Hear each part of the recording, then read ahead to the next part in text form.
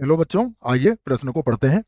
एक उत्पादन कंपनी गणित की दो प्रकार की अध्यापन सामग्री ए तथा बी बनाती है। ए को बनाने में 9 घंटे फैब्रिकेशन तथा 1 घंटा सजावट में लगता है। बी को बनाने में 12 घंटे फैब्रिकेशन तथा 3 घंटे सजावट में लगते हैं। फैब्रिकेशन तथा सजावट के लिए एक सप्ताह में 180 और 30 घंटे उपलब्ध हैं। कंपनी सामग्री ए की प्रत्येक वस्तु पर 80 रुपए और बी की प्रत्येक वस्तु पर 120 रुपए लाभ कमाती है। एक सप्ताह में सामग्री ए तथा बी की कितनी वस्तुएं बनाई जा सकती है जिससे कि अधिकतम लाभ प्राप्त हो सके। इसको रेखिक प्रोग्राम समस्या बनाकर आलेखी विधि से हल हमें करना है। हम सबसे पहले मुख्य अवधारणा लिख लेते हैं। मुख्य अवधारणा। मुख्य अवधारणा में हम प्रश्न को किस प्रकार से हल करेंगे उसकी रूपरेखा यहाँ पर बनाएंगे। तो इसमें हम सबसे पहले जो रूपरेखा हमारी होगी वह यह होगी कि हम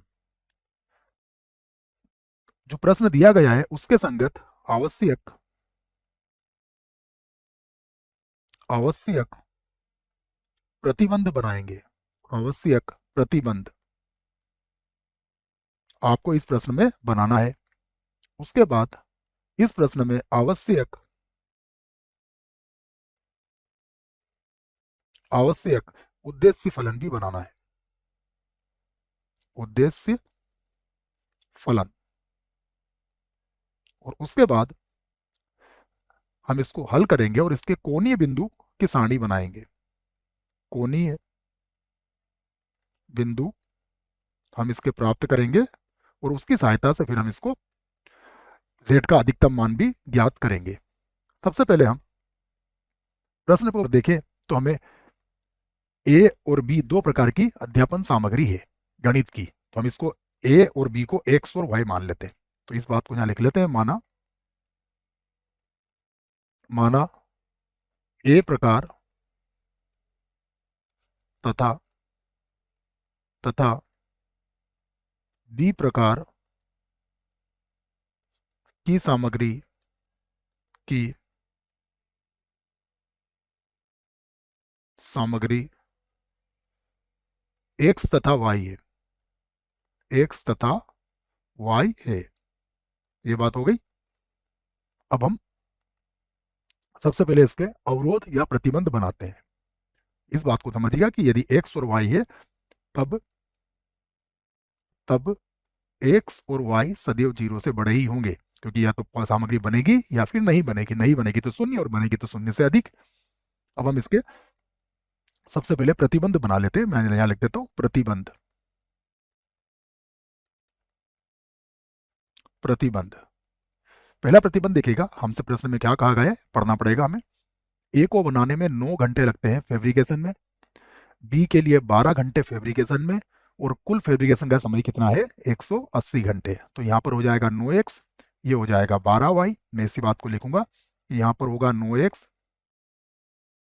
प्लस 12y, और ये 180 से कम ही होना चाहिए। अब चाहे तो इसको सरल कर सकते हैं, 3 का भाग लगा देते हैं। तो ये होगा 3x प्लस 4y, और जब इसको भाग लगाएंगे 3 से तो ये 60 हो जाएगा। ये हमारा पहला प्रतिबंध हो गया। उसके बाद अब फिर पढ़ाता हूं मैं आपको। अब 1 घंटा सजावट में, यहाँ पर 3 घंटे सजावट में, और कुल सजावट के घंटे कितने हैं 30 घंटे। तो कितना हो जाएगा, तो ये हो जाएगा x, उसके बाद हो जाएगा प्लस का 3y, और ये समय कितना होना चाहिए हमारा 30 घंटे से कम ही होना चाहिए। दो बातें हो गई। उसके बाद अगला जो होगा, हमें पता है कि x और y जो होंगे सदैव 0 से बड़े ही होंगे। तो ये हमने प्रतिबंध बना लिए हैं। अब हम यहाँ पर उद्देश्य फलन का निर्माण करेंगे। तो यहाँ लिखेंगे उद्देश्य उद्देश्य फलन। उद्देश्य फलन होगा z, और z बराबर कितना होगा, देखिए हमें कितना कितना लाभ मिल रहा है। ए पर तो मिल रहा है 80 रुपए का, और बी पर मिल रहा है 120 रुपए का लाभ यहाँ पर प्राप्त हो रहा है। तो हम इसी बात को यहाँ लिख लेते हैं कि ए पर तो लाभ मिलेगा 80 रुपए, तो 80 एक्स हो जाएगा, और इधर 120 रुपए मिल रहा है तो 120 वाई हो जाएगा। और हमें इसको क्या करना है, इसका अधिकतम मान निकालना है। तो इसका अधिकतम मान हम ज्ञात करेंगे। अब हम अवरोधों की सहायता से इस प्रश्न को हल करते हैं। सबसे पहले 3x प्लस 4y, सबसे पहले लिखता हूं मैं 3x प्लस 4y, और ये छोटा या बराबर है किसके, 60 से। अब इसके संगत समीकरण बनाएंगे, तो 3x प्लस 4y बराबर 60 होगा। इसे मैं समीकरण 1 नाम दे दूंगा। अब इस पर बिंदु लेता हूं। x का मान यदि मैंने 0 रखा तो देखिए ये 0 हो जाएगा, 4 का भाग लगाएंगे तो y का मान आएगा 15, तथा y का मान 0 रखेंगे तो x का मान आएगा 20। और उसके बाद ये मूल बिंदु को संतुष्ट करता है नहीं करता है, देखिए 0 0 रखने पर यह 0,0 अर्थात मूल बिंदु को संतुष्ट संतुष्ट करती है। ये लिख दिया हमने। अब हम दूसरे प्रतिबंध को यहां पर हल करेंगे। दूसरा प्रतिबंध क्या है, दूसरा है x प्लस 3y, और ये छोटा या बराबर है 30 के। इस पर बिंदु लेंगे, तो जब बिंदु लेंगे तो x का मान 0 रखेंगे तो y का मान आएगा 10, तथा यदि y का मान 0 रखा तो x का मान आएगा 30। अब यहाँ पर 0 0 रख के देखेंगे तो मूल बिंदु को यह संतुष्ट करता है, क्योंकि 0 सदैव 30 से कम या बराबर में यह संतुष्ट करेगा। तो मूल बिंदु को संतुष्ट संतुष्ट करती है को एक बार और लिख देते हैं। ये बातें समझना अच्छे से, करती है। तो ये हमने इस पर दो बातें कह ली। उसके बाद जो तीसरी बात है वह क्या है कि x और y दोनों 0 से बड़े हैं। इसका अर्थ है कि आपका उत्तर कहाँ मिलेगा, प्रथम चतुर्थांश में। तो इसका मतलब होता है प्रथम चतुर्थांश। चतुर्थांश। अब हम इससे संबंधित यहाँ पर आलेख का निर्माण कर देते हैं। तो मैं यहाँ पर आलेख बना देता हूँ। हमारा आलेख कुछ इस प्रकार होगा। ये हमने यहाँ से इसको आलेखित कर दिया।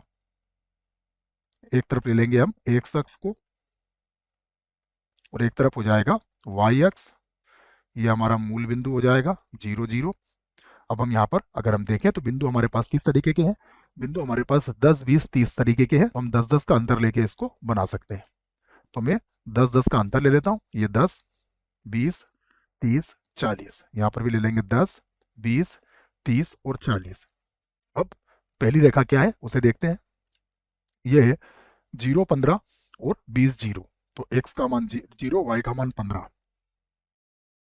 यहाँ पर ले लेंगे, और ये 20 यहाँ पर आ जाएगा। दोनों को मिला के हम इस रेखा को यहाँ पर खींच सकते हैं। रेखा की बात करें तो ये हमारे पास 3x प्लस 4y छोटा है 60 से या बराबर है। 3x यहाँ पर होगा 3x प्लस 4y छोटा है 60 से, ये हमने खींच दी। अगले जो बिंदु है वो है 0 10 और 30 10। तो 0 10 तो यहाँ मिलेगा, और 30 10 हमें यहाँ मिल जाएगा। तो इसको मिला के भी हम ये रेखा खींच सकते हैं। अब इसका जो है वो क्या है, ये है x प्लस 3y, और छोटा या बराबर है किससे, 30 से। अब देखें कि दोनों ही मूल बिंदु को संतुष्ट करती है। यदि दोनों ही मूल बिंदु को संतुष्ट करती है तो हमारा जो हल क्षेत्र होगा वो यहाँ से होगा।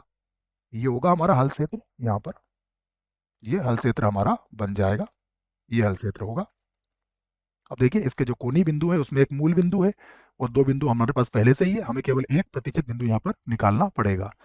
तो हम क्या करते हैं, दोनों असमीकरणों को के संगत जो हमने समीकरण बनाई थी उसे हल कर लेते हैं।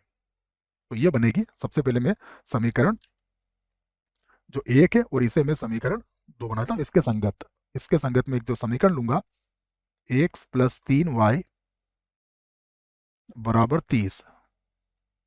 इसे मैं समीकरण दो बना देता हूँ, और एक और दो को हम पहले हल कर लेते हैं। तो समीकरण एक व दो को हल करने पर समीकरण एक व दो से तभी हमें इसका प्रतिशत बिंदु मिलेगा।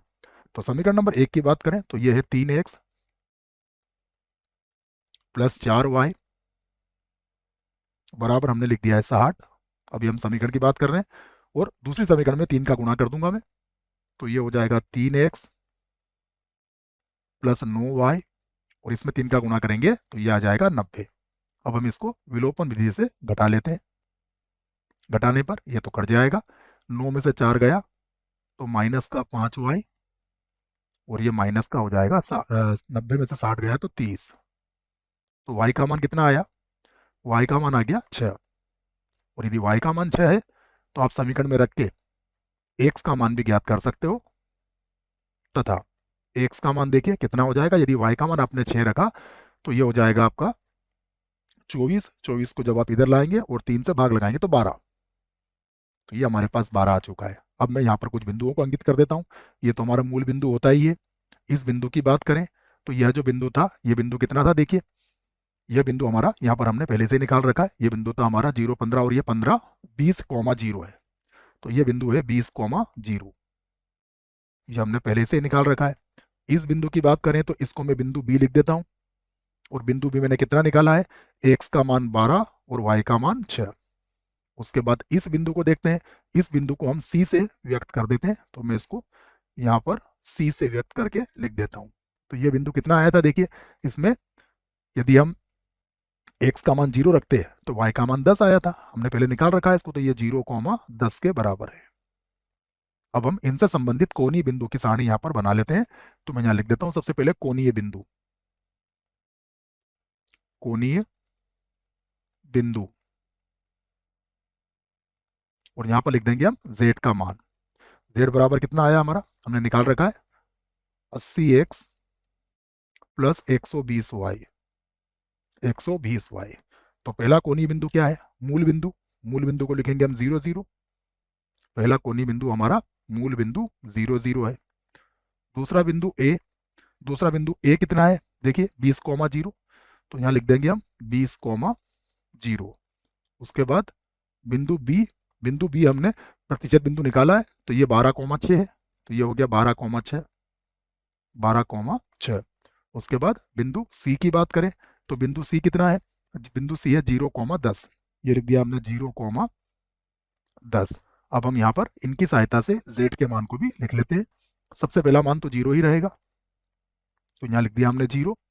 और अगर इसकी बात करें तो देखिए y का तो मान 0 है। 8 को 2 से गुणा करोगे तो ये हो जाएगा 16, और 2 0 और इसमें बढ़ जाएगी। इसे देख लेते हैं। 12 का पढ़ा 8 बार बोलोगे तो 12 8 होता है 96, अर्थात 960 हो जाएगा। उसके बाद 120 का 12 6 72 होता है, तो ये हो जाएगा 12 6 72, और इसमें एक 0 और लग जाएगा।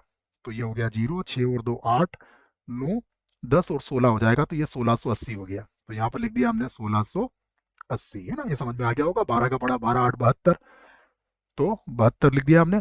उसके बाद हमने लिखा है, एक मिनट बच्चों, हमने कुछ गड़बड़ कर दी है। 12 का पहाड़ा 8 बार बोलेंगे तो 12 5 60, 12 6 72, 12 7 84, 12 8 96। हाँ सही है, 900, बिल्कुल सही किया हमने। उसके बाद ये 0 और 10 का गुणा करेंगे तो ये आ जाएगा 1200। ये हमने 1200 कर दिया। अब हमसे अधिकतम मान पूछा गया था, तो देखिए इसमें अधिकतम कौन है? लिख सकते हैं हम। इसमें 1680 जो है ये क्या है? अधिकतम है। ये है अधिकतम। तो हमने अधिकतम मान इसका खोज लिया है। इस बात को हम कह भी सकते हैं कि अतः अतः बिंदु जो मिला है हमें कितना मिला है? 12,6 पर z का अधिकतम मान कितना है? 1680 रुपये है। अब प्रश्न में जो कहा था उसको हम एक बार और समझ लेते हैं। प्रश्न में हमसे क्या पूछा गया था? हमसे पूछा गया था कि ए तथा बी की कितनी कितनी वस्तुएं बनाई जाए। तो ए प्रकार की कितनी वस्तु बनाना पड़ेगी हमें? इस बात को हम यहाँ से कह सकते हैं हम। तो हम कह सकते हैं कि अतः, या अतः एक बार और लिख देते हैं कि अधिकतम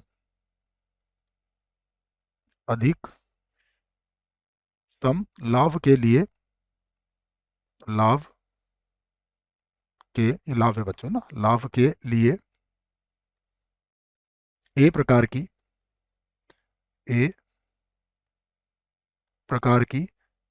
12 वस्तुएं थी। ये अभी देख लेते हैं बच्चों क्या पूछा गया था। वस्तुएं कंपनी अध्यापन सामग्री है ना, तो ए प्रकार की हमें यहां पर लिख लेते हैं, ए प्रकार की 12 अध्यापन सामग्री तथा बी प्रकार की यहाँ भी ए प्रकार की कर देंगे बच्चों, है ना। ए प्रकार की 12 सामग्री और बी प्रकार की 6 सामग्री होगी। आशा करते हैं बच्चों आपको इस प्रश्न का उत्तर समझ में आया होगा। धन्यवाद।